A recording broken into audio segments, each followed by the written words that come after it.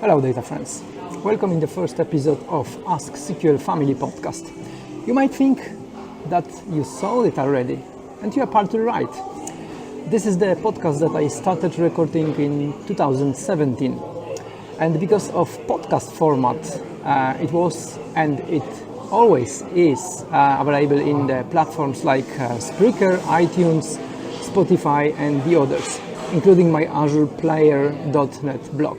Then recently I thought that it makes sense to give a second life on my YouTube channel. And here we are. This specific episode was recorded in May 2017 during annual SQL Day conference in Poland, Wrocław. In this episode we talk to Brent Ozar, consultant, fantastic person, phenomenal expert in SQL Server. You probably know him. If you're working as a SQL developer, maybe SQL administrator, if you're working in this area, you probably know him. If you don't, it's perfect opportunity for you to get him know. So, let's get started. Welcome to Ask SQL Family podcast. This is episode number 1. Our guest today is Brent Ozar.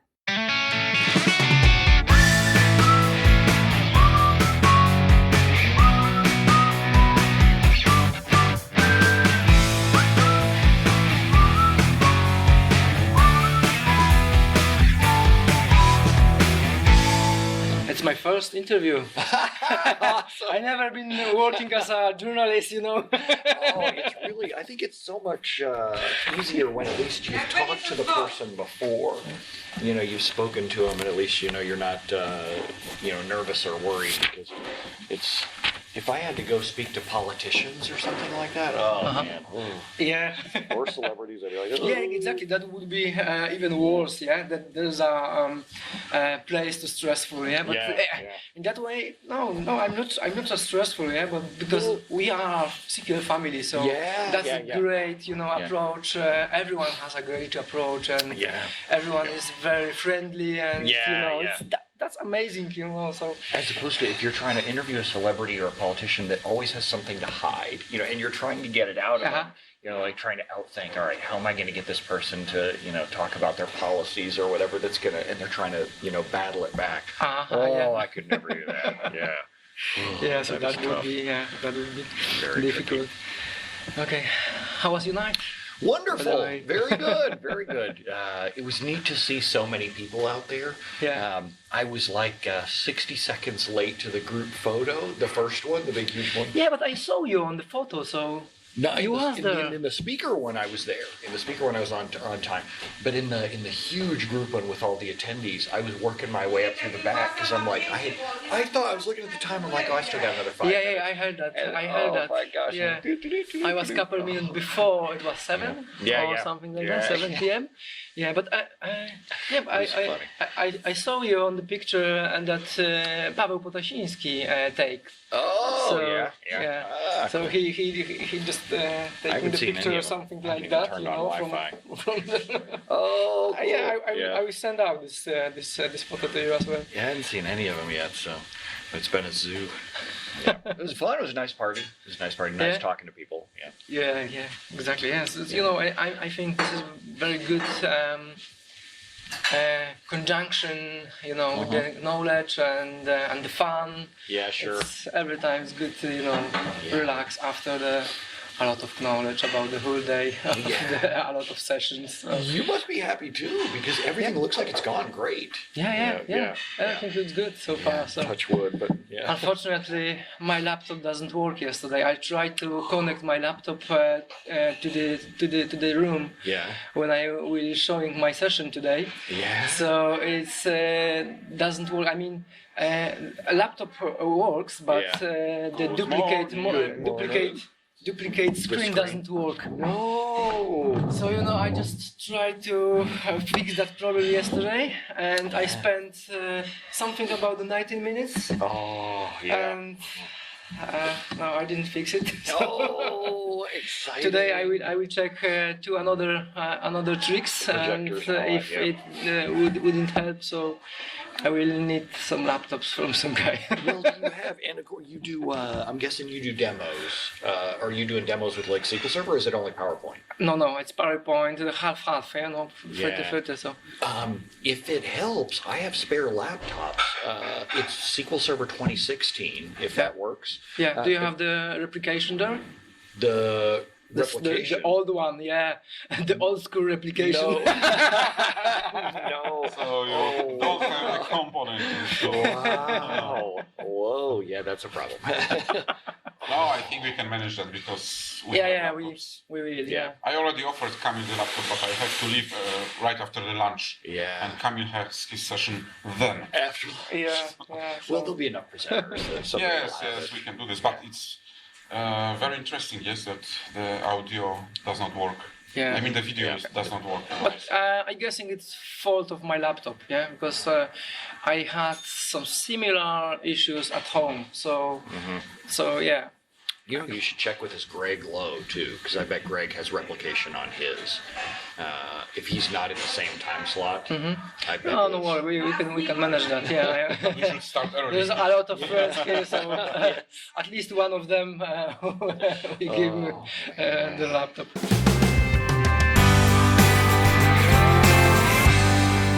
Let's start the interview. You see, you have. I hope that you have some You look questions intimidated. from you as well. I have some in my head. So. Very You have good, to put the very piece of good. paper in the middle, then he can steal your questions. Yeah, if you can, don't worry. Yes. But you can start. Yeah, of course. Yeah. So, Brent, thank you for accepting my invitation. My pleasure. As I mentioned, this is my first interview. So, Ta-da! But- I'll go really easy on you. yeah. So But, it's like, we are trying to hire you to. Oh, that's not going to go well. Oh, I have so many Yeah, bad so I interview saw that stories. kind of interview on your blog. So Yes. when you explain people how to ask the people if you want to hire them, Yeah. Well, and especially because I get to a point in my career where I don't want to do job interviews again. Like, I feel like I never want to go to work for anybody. I want to have my own company. But that's when you do really well with interviewing, when you're confident and relaxed, when you're mellow. And so many people go out, try to interview for a job, and they're freaked out, they're worried, and it comes through. If you can just be relaxed and be yourself, you'll make a world of difference. Yeah, true.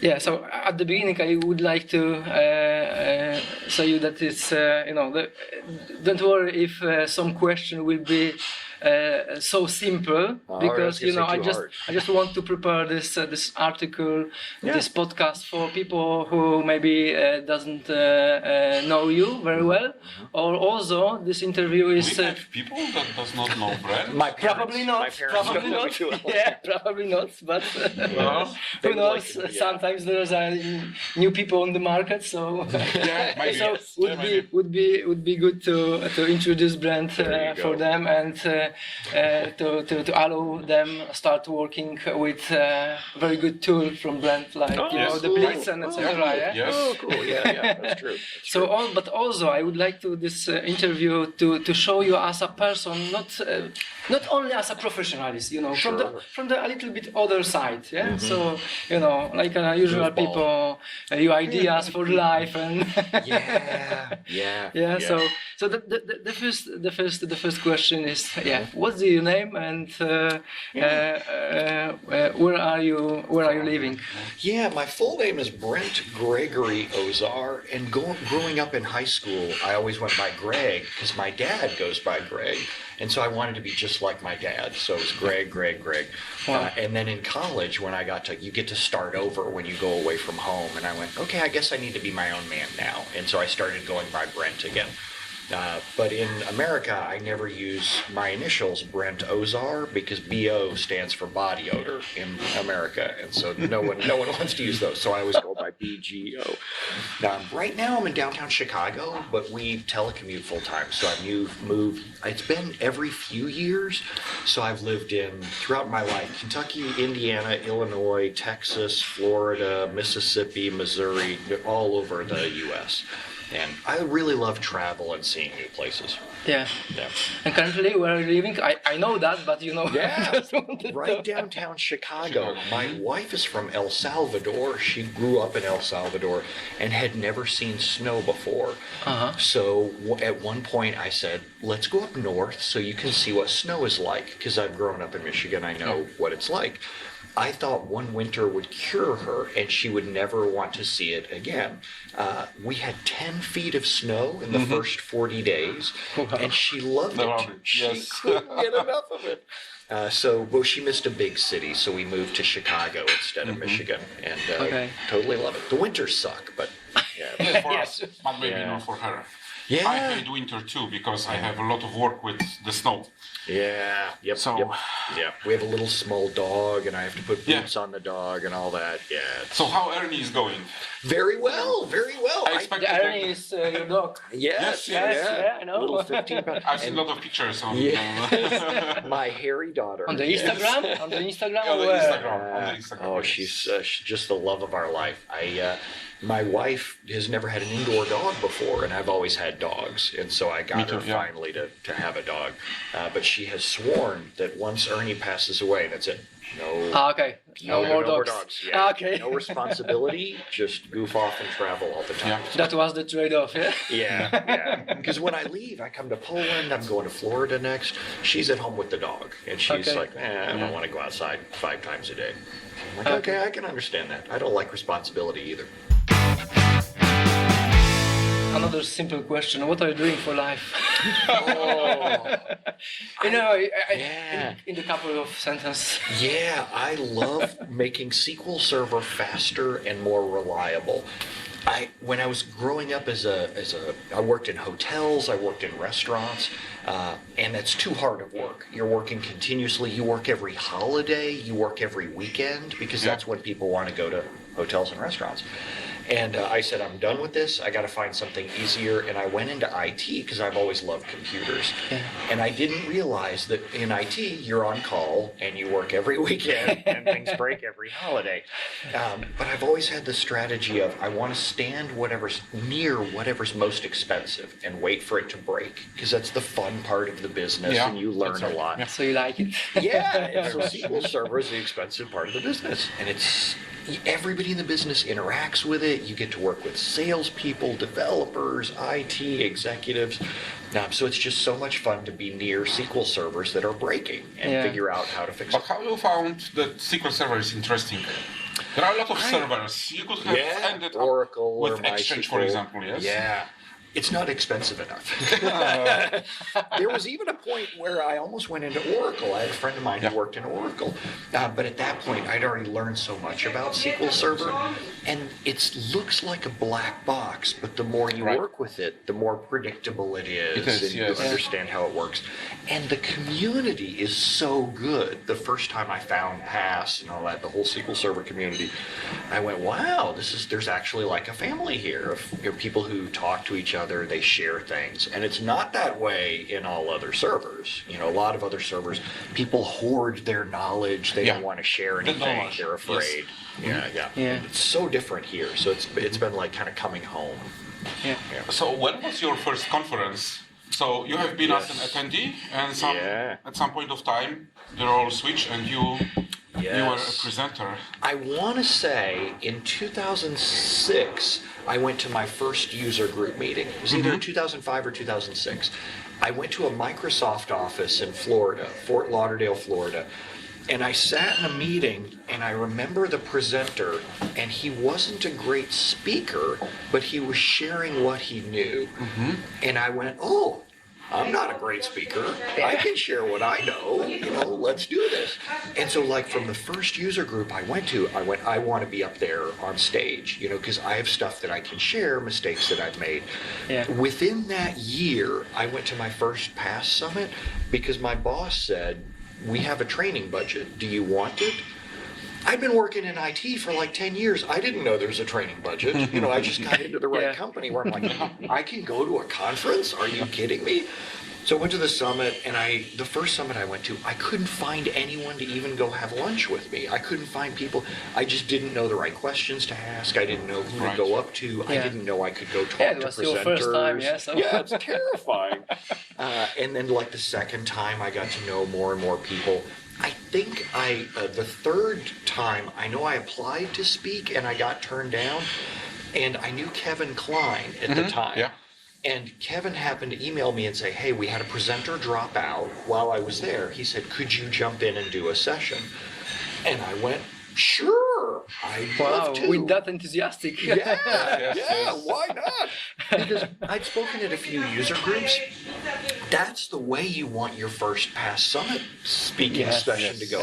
There's no pressure. I didn't have to worry about making everyone perfectly happy, because it was better to have a session than none at all. I was just happy to be up there. That's right, yeah. So I got really lucky there, and I think I've been speaking every year since then. I think I missed 1 year switching schedules, but yeah, it's just been addictive. Once you get up there and you see the light go on in people's eyes, it's so rewarding. Okay, so your first user group was 2006, yeah? Sounds about right. It's either 2005 or 2006. Yeah, and what was your first contact with SQL Server, or Ooh, basically with SQL Server. 98, 99, I was a sysadmin at a hotel company, and the accounting software was in SQL Server. And my boss is like, hey, this thing breaks every now and then, can you go fix it? Sure, let me go figure it out. How hard can it be? And then once I understood how a table worked and how you could write SQL queries, I started playing around with Microsoft Access, but I wasn't happy with that. I switched over back into the SQL Server side. And did some web development with Macromedia Dreamweaver. It was this old Ultra. Yeah, I remember that tool, Old Dreamweaver Ultra Dev, and would make little web pages for hotels to enter in their sales numbers every day, and it would go into our accounting system. So I dabbled a little in 6.5, but got much more into it in 7 when 7 came out. Like I don't remember anything about 6.5, but I liked 7 a lot. Okay. What kind of specific tool are you using during your professional work? Management Studio. So I have the weird job where, as a consultant, I usually only have to fix one server. So I don't do the same thing that a lot of DBAs do. A lot of DBAs will get into PowerShell because you need to manage 50 servers or 100 servers. Yeah. If I had a full-time DBA job now, I'd be using PowerShell. Yeah. I'd be using Visual Studio Code, coding my PowerShell inside there. But because I have the weird consulting job where I only hit one server at a time, it's just Management Studio, PowerPoint, and Excel, and just back and forth between those things. I have a weird mental competition thing where I try to get better at stuff. So these days I'm trying to code my T-SQL in a text editor with no IntelliSense. Wow. To see if I can figure out if I know the joins and the DMVs. That's the challenge. Yeah, why not? Just to see. And so I'll script stuff as far as I possibly can there, and then I go, okay, now let's go check and see what I'm doing, and then I'll switch into Management Studio again. That's like in the old school way, you know. When we just writing code in C++. Web pages in Notepad, for example. Yes. That's the time. Yeah. Yes. So simple tools. Simple tools. Yeah. And I think the other thing that's tricky with that is I have to write a lot of my own scripts only because a lot of times clients won't let me install stuff. I love third-party tools. Yeah. I mean, third-party tools are amazing. If I had a full-time job, I would buy all third-party tools immediately. But just they usually sit me down in front of SSMS and say, go. And so I write a ton of scripts. That's where the SP Blitz, Blitz Cache, Blitz Index comes in. That would be my next question. How do you find that you should write your own procedure or diagnostic tool? Yeah. And how did you decide that you would like to share this tool with everybody? Yeah, because on the GitHub. Yes, because that's the point, that you have your knowledge and you would like to share the knowledge among all other people. Yeah. When I first got started with this, I had this script that I would go run whenever someone brought me a SQL server when I was a DBA, because people kept bringing me horrible SQL servers. They would say, here, we just acquired this company. They have these 5 SQL servers. They're yours now. So I would go look for triggers. Is there database corruption? Is mail set up? Is alerting set up? I had this big, long script, and I had to run it section by section and read the results. So I gave this out to the public, and I did a past summit session on it. This was the original Blitz, before it was SP Blitz. And I told people, I need you to run it section by section and read the results and understand what it means. Well, one of the scripts in there tested database mail, and the email address was mine. And I said in the script, change this email address to your own. What I learned very quickly was no one was reading the script. Everyone They just run the script yes. waiting for the results. Unbelievable. They just copy things from the internet and they run them in production. So I got emails every day from SQL servers all over the world, and you could tell which companies they were from. So you must have been very surprised. I was shocked. So I thought, if this many people need this bad, and all they're going to do is hit execute, well, why don't I give them a stored procedure that just gives them what they need and say, here's the things you should go do on your server. So that's where SP Blitz came out, where let me just give you a stored procedure and it'll tell you what to do. And for the longest time, we kept it as a free download on the site, but it wasn't open source. It was copyrighted, because we would find that sometimes people would take the script and they would change the contents to make it look like it was from them. And I was like, well, that's kind of crappy. I want to be able to stop that in case it happens. Over several years, I went, I don't really care if it does happen. If it does happen, that's kind of okay, because if people can get their problems fixed, I can't fix every problem. I can't be everywhere. And sometimes people need this for different purposes. They need to take out some of the checks. They want to add their own checks, whatever. So we just talked as a company and went, what if we just open source the whole thing and call it a day? And then if people want to check in their own code, they can. Plus, Microsoft has been slowly moving towards the dance floor with open source. Yes. True. And I went, why don't I get experience with that and give it a shot? And this community is so friendly and open source, Yeah, many people want to be involved in that. Yes. Yeah. So I just went, let's see what happens. And it's been great. People check in contributions. They file their issues on GitHub. GitHub is not easy to use. It's not friendly. It's a pain in the rear. But it's what we have for an open source community. So I'm like, okay, But open source community loves GitHub.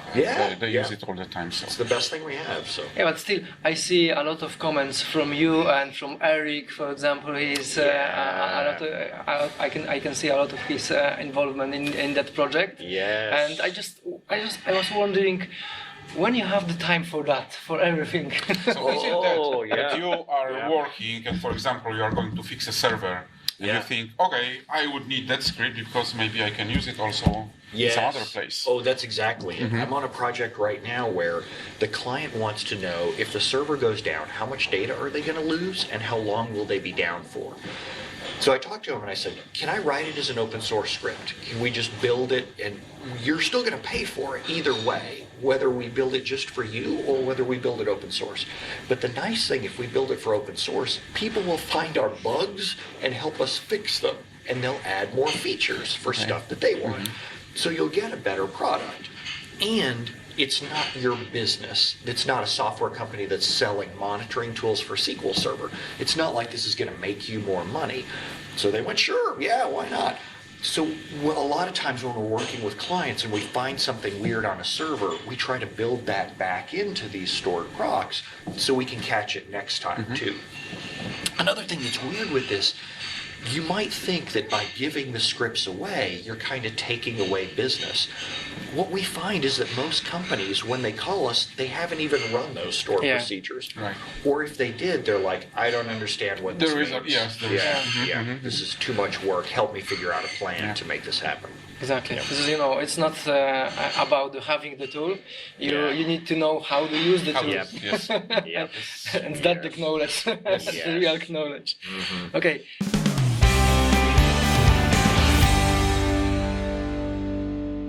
Say that again. Your hobby. What is your hobby? That's a tough one. I have a few things that I love to do, but the most of it is just watching TV with my wife. Okay. At 5 o'clock, the instant the day is done, I check out, I am done, and I go watch some of the dumbest TV you've ever seen. I watch Survivor. There's a lot of shows on Alaska in the U.S. that I love. Project Runway, just all kinds of goofy things. But beyond that, I love travel, and I really like cars. I adore cars. I've seen some pictures. Oh man, I just love cars. And I think that the car must be really speed. You like speed too. Yeah, and even old cars, as long as they're beautiful. Yes. They're just beautiful old. So many. And one of the reasons I love coming to Europe is seeing all the cars that we don't get over here in the States. Just neat. Even small hot hatchbacks, just things we don't get the chance to get is amazing to me. Building a car is so much work. There's so much engineering that goes into it, all this precision that people don't realize. It's hard, especially with all the features everyone wants. Airbags, anti-lock brakes. It's incredible technology to see how these things work. So I love that. So which car is your most favorite? My most favorite is probably the one I just sold. I had an Audi RS6, and I love that dearly, but there's no reason to own that in Chicago. It's all potholes. There's no place to and drive. 30 miles an hour. Yeah, it just drives me crazy. So I made the decision that I'm not buying another car again until I get out in the country somewhere where I can just go hammer it. And then it's a Porsche 911 Targa. I want a Porsche 911 Targa. I've always wanted one since I was a kid. It's just waiting until I get the nice open space. Right now I have a Jeep Wrangler and an Infiniti G35, which is like just a regular four-door family car type thing. Yeah. Okay, great. What do you think about the work-life balance? What is your approach for that? I have strict time limits on when I work. So I'm a really early morning person, so I'm usually up at 5. I walk the dog, have a breakfast, and I'm working by 7 at the latest, but I'm done at 5. I'm sometimes done before that just because I'm kind of stupid in the afternoons. Afternoons are not my best time. And then at the end of that, at 5 o'clock, I'm not walking back into the office. If I can help it, I'm just not interested. I'd rather spend time with my wife. But on the weekends, she and I kind of have an agreement that she'll sleep in until 9 or 10. So on the weekends from like 6 till 10 is another little nice work just jump that I get into. Now where it gets awkward is my wife works for us now. She's like our office manager, admin assistant. So when she has stuff that she needs to get done, she will work on the weekend. And then if she's working, I end up working. So that's fine. Yeah. Do you remember the MCM program when it originally started? Yeah, I do. I loved it dearly. How do you find it? Was it great, the program? Because it was initially the first round when you had to go to Seattle or Redmond. 3 weeks. 3 weeks. There were 2 parts of the program. One was you got to be in Microsoft at their offices for 3 weeks, listening to people who were brilliant, asking all kinds of questions.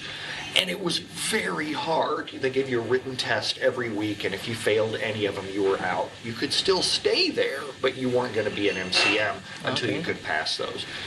And those 3 weeks were amazing because it was like a boot camp with other people who were really good at SQL Server. And there was no work-life balance in those 3 weeks. You were in a hotel, you were all studying continuously, making flashcards, telling stories about SQL Server. We built some really close bonds amongst the 15 or so people who were in each class. And it wasn't a class that was going to take you to master level if you didn't already come in with a lot. It had like a 70-80% failure rate because they were really hard tests. That was the first part. And then the second part was, at the end of the 3 weeks, you had a 6-hour lab. And this lab test was the closest thing for me to a real consulting engagement that I'd ever seen. You walked in and you had 3 sheets of paper, front and back, just single space, crammed with a brain dump from the client. They were just talking about things. Here's our servers, here's problems that we're having. This wasn't a test where it was question 1, question 2, question 3. There wasn't even a task list of you must do this, you had to figure out what you needed to do, and then there were your VMs, go. There was no one left behind to help you, it was just go.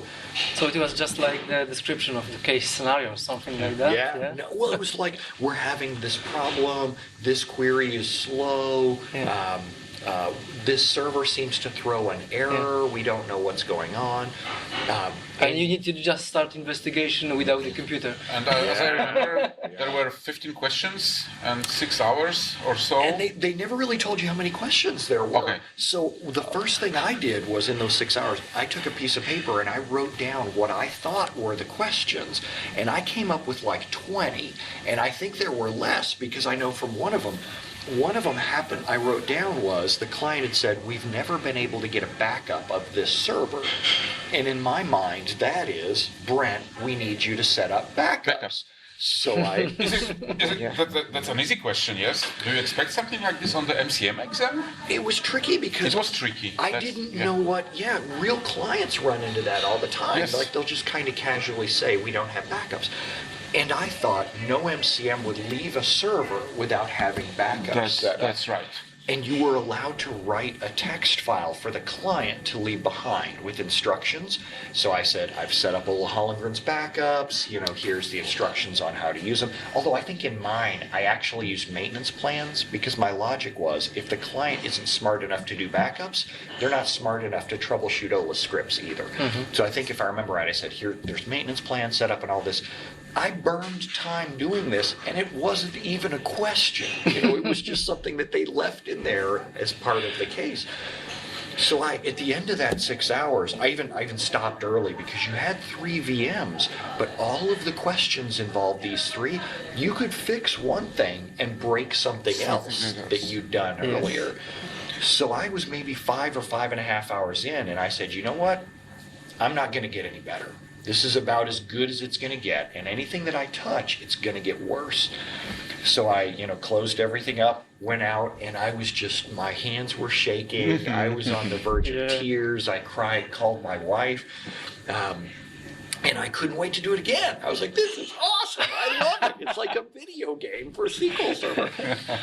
And as the other students came out, we were all talking about what we thought the questions were, what we thought our answers were. The real community, Yeah.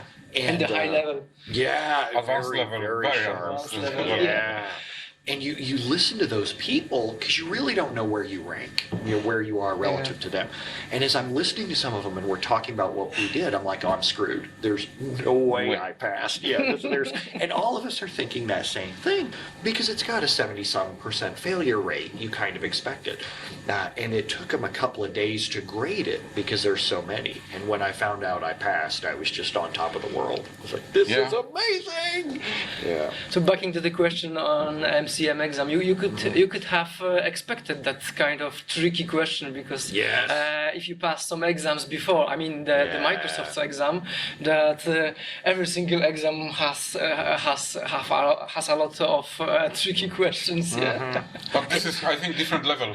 And Yes, This is different level. Yeah. but I mean the Microsoft approach for the people to test it, to test them. It was bad. There were, and I'm sure I can talk about it now just because it's so dead and gone. But for example, one of them was you needed to set up mirroring between 2 servers, and you think mirroring's easy. It's a wizard. I can do it in 3 clicks. Yeah, I'm done. And you go to set it up, and it fails. It fails immediately. And you start digging in deeper, and databases were set up to auto-close and auto-shrink. There were the wrong encryption protocols on one of the servers. There were all this tricky digging that you have to do. So when you write out that there's 20 questions, you think, 5 minutes per question and I'm done. I'm out of here, maybe 10.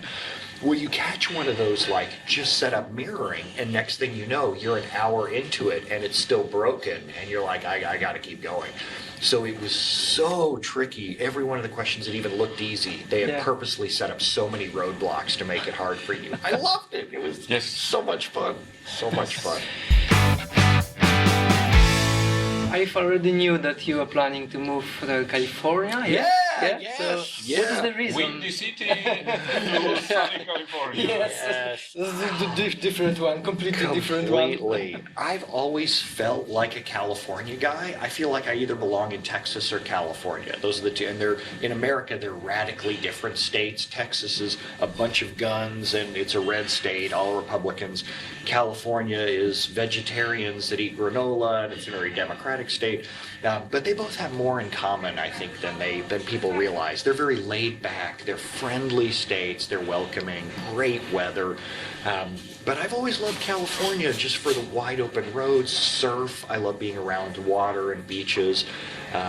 There's earthquakes, but sometimes nothing can be perfect. But Texas has tornadoes, as I think. Oh, it does. Yes, huge thunderstorms and lots of guns. So yes. Yeah. Do you plan to extend your company? I went about. And which direction, if so? Yeah, about 2-3 years ago, or I guess about 2 years ago now, when I bought out Jeremiah and Kendra, my two business partners, we had all were on exactly the same page that we wanted to grow the consulting side of it. We wanted to get to like 10 or 15 consultants. So I started trying to grow it, and it's really hard because there's a huge gap between having, say, 5 consultants and having 10 or 15 consultants. You need a human resources person. You need a whole sales staff. You need offices. There's all these things that you need. And it's financially risky. I got a little ways into it and went, you know what? No, I'm not doing this. This isn't for me. I'm happy where I'm at with the consulting, but we do plan to grow on the software side. There's a bunch of things that I think would make DBA's jobs a lot easier if they had them. So one of the first things we brought out was Paste the Plan, where you can paste in an execution plan and you can share it with friends, post it on Stack Overflow to get help, because there just wasn't a good place to go see execution plans. I think there's a lot of room like that for online tools for DBAs. We have a lot of thick client tools, but there's not a lot of tools to make it easier for us to collaborate together online. Yes, that's right. But that's definitely where I want to grow. I'm a huge fan of online stuff. And this stuff is easy because you just have to use it. You don't have to install anything. Right. You just have to use it, and that's you don't all. have to troubleshoot on somebody's computer. I've been a developer of apps before, and debugging is horrible. Debugging is awful. People do crazy stuff with their computers. People run on old versions of Windows. People are behind crazy firewalls. People run it on tiny monitors or huge monitors. Debugging that stuff just absolutely sucks. Whereas if I can have it centrally as like a software as a service, it's way easier. And this is the way the entire world is moving. Yes. We are going to the services. So I would ask another question. Yeah. What would you say to people who wanted to start to be like you? Because people, most of them are here in Wrocław in this conference just to meet you. No. Yeah, that's right. It's true. To meet you, to attend in your session, attend in your workshop. So, and most of them would like to be like you. I'd like to be Brent Ozar. Currently, you have a lot of idols. Apart from this, Yes, that's not the message we'd like to share with them in the first place.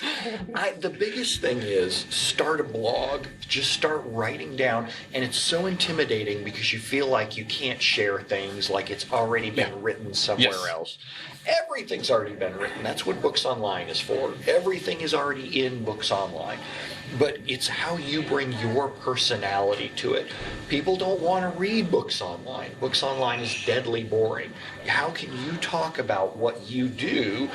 Because it took you months or years to figure out whatever it is you're working on today.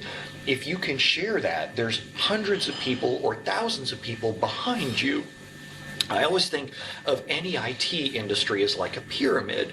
There's very few people at the top with incredible skills.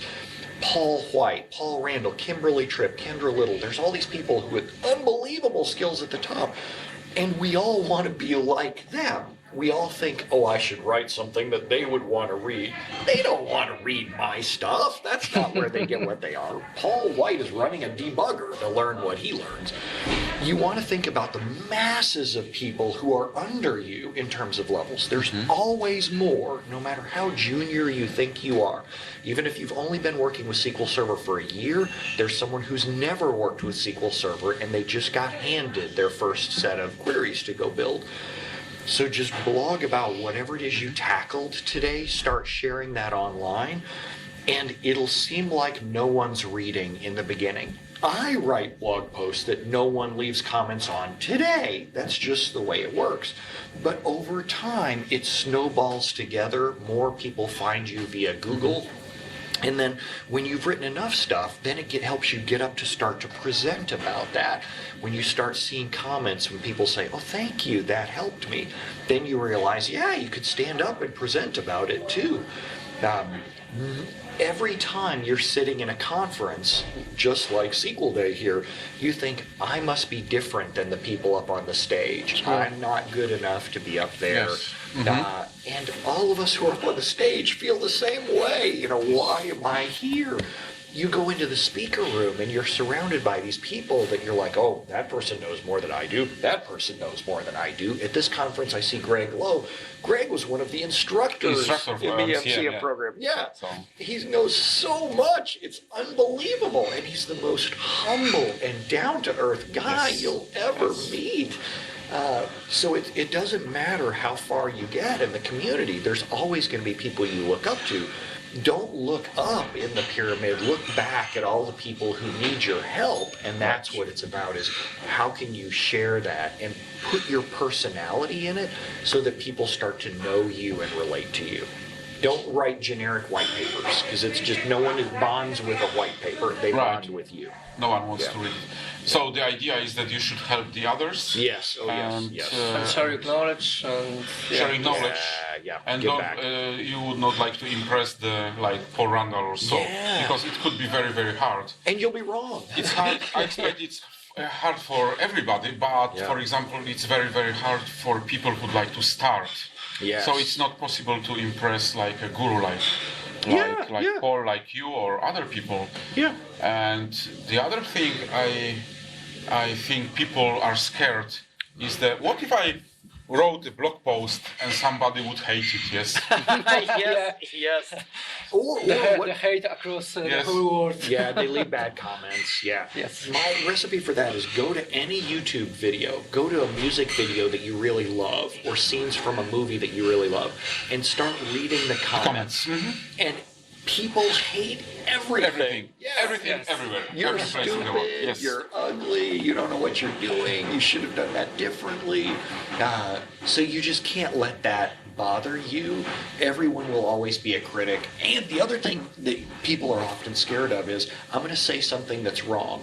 Well, of course you will. We all make mistakes, and then you just learn from that. You can edit your post. A lot of times in our posts, you'll see update at the end, and then here's some things that I learned later that change how this works. Nobody's perfect. You just start getting on that bicycle and moving forward, and you'll crash a few times, but then next thing you know, you're having a good time. Yeah, sometimes just thinking that some people has the hate as a hobby. Yes. Exactly. They sit in their mother's basement and downvote everything. Yeah, it's amazing how much there's a lot of negativity out there, and you just can't let that bother you. Yeah. Do another question at the end of our chat. How often do you fly to Europe? Well, I try to get at least once a year. I try to go to a different European country every year, just because I'm so lucky now to have the community thing and get to be able to speak about something that I love and write it off as a tax expense. That's wonderful. So if I could get over more often, I probably would, but I go once a year for work, and then I try to come over once a year with my wife. So next is Germany in January. She adores the band Aha from back in, and they're doing a new tour, and so we're going over to see them in Germany in January. Okay, this is the first time your first time in Poland. Yes. How do you like it? Man, the food is great. I had not thought about how good Polish food is. Like, I love gnocchi, I love pierogies. I'm sure I'm mispronouncing all of that. Very good. But yeah, they're great food. Like Wrocław. Yeah, Wrocław, I worked on that. I'm so proud of that. But the food I was really surprised by. I hadn't thought about how much I like Polish food before. And the scenery this is what Americans imagine when they think of Europe. When they think of Europe, they think of, an old, beautiful city, lots of trees, buildings that are a mix of 1,000 years old and beautiful, brand new architecture, like the whole mix. Cobblestone streets that wind around. It's just fantastic. And I had heard from Aaron Bertrand and Grant Fritchie when they come over last year. They're like, you have to come over here. And I went, all right, let's go see what it is. And it's beautiful. And we were talking a couple nights ago at the speaker dinner about how friendly everyone is here. Yeah, that people were shocked by. They would just go and ask. I forget which speaker it was that said he just ran into a policeman and he's like, hey, can you tell me where whatever is? The policeman starts bringing over other people and they navigate him to exactly where it is. Where you try this in America and they're like, get out your phone, shut up, go on. You're on your own. But yeah, it's been beautiful, very nice. Okay, Jim, thank you very much, Brent. Well, thanks for having me here. It was a great pleasure. And thanks for organizing the conference. You guys are doing a great job. It's really well put together, and the attendees are clearly having a great time. So, nice job. That's also because of you, great speakers. Yes, my exactly. pleasure. My pleasure. Thank you. Can we guys. take a picture? Oh, sure. At the end of the... Yes.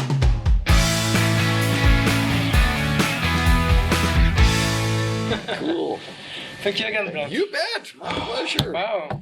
You guys It was have great. Yeah, I think we could talk entire day. I know. Yeah, exactly. We just, I have, next Lots of questions. 10 questions. Yeah. So Well, at the beginning, I thought that I didn't have enough question for that. It'll depend on too who you interview, because some people are like 30 seconds and they're done. Yeah, you just ask the question and the answer will be just yes, no. Yeah. That's it. I can. Thank you very much. Thank you. Thank you for joining us, listening this podcast and time spent jointly. You can find this podcast on website sqlplayer.net. Share this episode if you like it and let us know if you want to hear a specific person from SQL community or maybe about interesting topic or technology. Thanks for watching. Let me know in the comments below what you think or if you have any questions. Hit the subscribe button so we'll reach out more people in the SQL community who might be interested in listening to this podcast or maybe other videos in this YouTube channel. In the meantime, take care and see you next time.